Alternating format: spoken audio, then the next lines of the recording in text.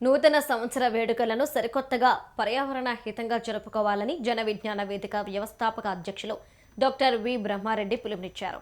2026 నూతన సంవత్సరానికి స్వాగతం పలుకుతూ రాజకీయ నాయకులకు, అధికారులకు, ఆత్మీయులకు శుభాకాంక్షలు తెలిపే క్రమంలో పూల బొకేలకు బదులుగా మొక్కలను బహుమతిగా ఇవ్వాలని ఆయన సూచించారు.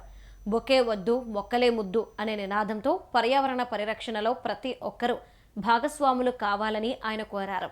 వేల రూపాయలు ఖర్చు చేసి ఇచ్చే పూల బొకేలు కొద్ది గంటల్లోనే వాడిపోతాయని, అదే ఒక మొక్కను ఇస్తే అదే ప్రాణవాయువును అందిస్తుంది అని, భావితరాలకు ఆస్తిగా నిలుస్తుందని బ్రహ్మారెడ్డి తెలిపారు.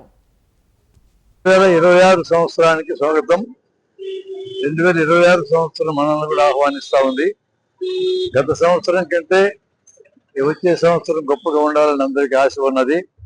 గ్రీటింగ్స్ విపరీతంగా ఇస్తూ ఉంటారు, బొకేలు ఇస్తూ ఉంటారు. అందులో చెట్ల నుంచి లాగేసిన పూలని బొకేల్లో పెడతారు. వాటిని ఒక నిమిషం కూడా వాడరు, తీసుకున్న వెంటనే పక్కన పడేస్తారు.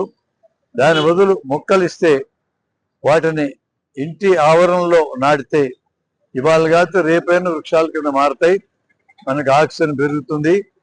మొక్కల నుంచి పూలను సెపరేట్ చేసి, ఆకులను సెపరేట్ చేసి గ్రీటింగ్ చేసే కంటే మొక్కల్నే ఇచ్చినందువలన మన పర్యావరణాన్ని అభివృద్ధి చేయడానికి వీలైతుంది. అందుకనే జన విజ్ఞాన వేదిక గ్రీట్ విత్ మొక్కలు, బొక్కేలొద్దు మొక్కలు ముద్దు అని చెప్తా ఉన్నాం.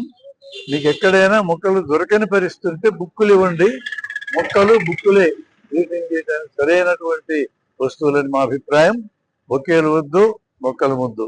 బొకేలు వద్దు బొకే ముద్దు, బొకేలు వద్దు బొకే ముద్దు, బొకేలు వద్దు బొకే ముద్దు. నూతన సంవత్సరానికి నూతన సంవత్సరానికి మొక్కలకు స్వాగతం, నూతన సంవత్సరానికి మొక్కలకు స్వాగతం, నూతన సంవత్సరానికి మొక్కలకు స్వాగతం. Greet with green, greet with green, greet with green, greet with green.